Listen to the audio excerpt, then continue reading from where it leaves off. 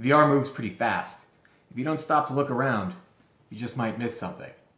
Sorry, I couldn't help myself. Hey, I'm Eric Newman, and today I want to talk to you a little bit about presence and what VR does to your brain. So it's easy to forget that just a couple of years ago, everybody in the VR industry was obsessed with a thing called presence. We were trying to reach presence. So what the hell is presence? Well, presence is the effect that occurs when your brain is sufficiently tricked into thinking that what you're experiencing through VR is really happening. It's that moment where you forget you have a headset on, you forget that you have wires trailing off of you or whatever, and that you just become completely immersed in what you're doing. But this is more than just, a sort of a passing technological fad. There's actually some pretty amazing neurology going on inside of your brain. And it's very complicated. I'm going to do my best to summarize it for you guys. So what's going on here? Well, basically there are different parts of your brain that communicate all the time. You sort of have like your lizard brain, which is attached to your brain stem.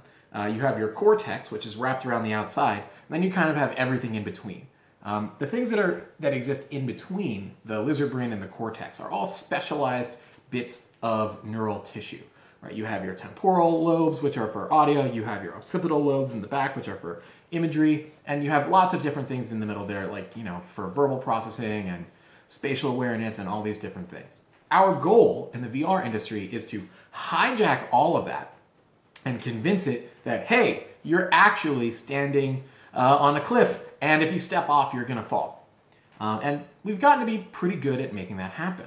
So what's amazing is that when you're really inside of VR, when you have reached presence, your brain absolutely thinks that what you're experiencing is real. There's kind of a little part of your brain that's job it is all the time to say, like if you're dreaming, to say like, hey, this isn't real, this is a dream. Or hey, I'm watching something on TV. Or hey, this is a movie. Or any of these other scenarios.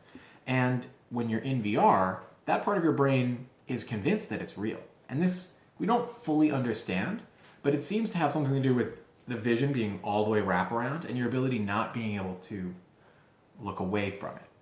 But what's amazing and astounding about this is that when presence is achieved, your brain thinks that this is happening so much that memories formed during VR experiences are memories formed not of playing a game, but of really doing something.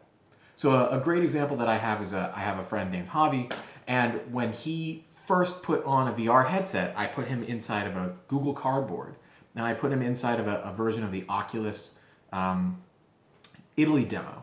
And while he was in there, he's walking around in this beautiful house. He goes up to this top floor, he looks over this river, and he comes out and says, wow, that's really cool. And a couple of months later, he got an Oculus Rift at work.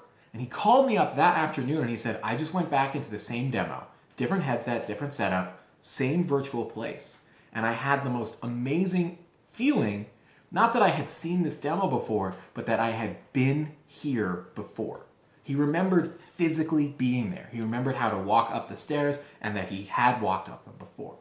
So it's just something to keep in mind that those of us out there that are working on VR, we not only have this amazing power, but of course we also have the responsibility that comes with that. Everything that we have people experience in VR gets seared on their brain as if it really happened to them. So presence is a double-edged sword. Anyway, thanks a lot for listening. I'm Eric Newman. Be sure to share, like, and subscribe. See you guys next time.